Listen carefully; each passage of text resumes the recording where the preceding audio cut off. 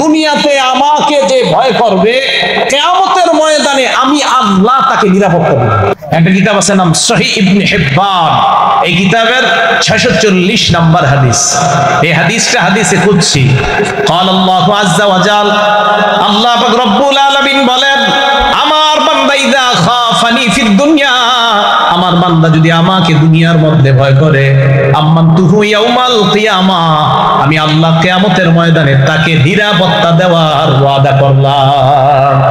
আপনাদের কাছে জানতে চাই, আল্লাহর নিরাপত্তা নামা কিয়ামতের ময়দানে আমাদের দরকার আছে না নাই? তাহলে দুনিয়াতে একমাত্র ভয় করতে হবে কাকে? আল্লাহ ওয়ালা ছাত্র যদি হতে চান, রব্বানি ছাত্র যদি হতে চান, 3 নাম্বার আল্লাহকে ভয় করা। আল্লাহকে ভয় করার 1 নাম্বার উপকার, যারা দুনিয়াতে আল্লাহকে ভয় করবে, কিয়ামতের ময়দানে আল্লাহ তাদেরকে নিরাপত্তার চাদরে ঢেকে দিবেন।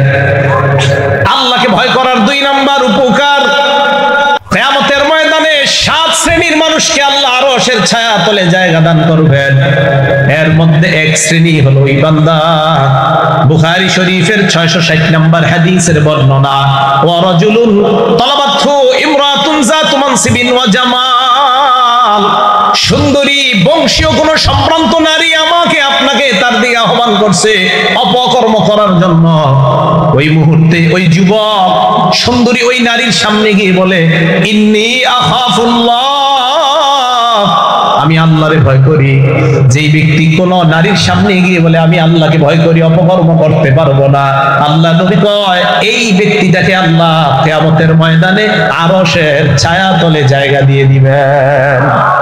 তাহলে আল্লাহকে ভয় করার 2 নাম্বার উপকার, কিয়ামতের ময়দানে আল্লাহর আরশের ছায়া তলে জায়গা পাওয়া যাবে।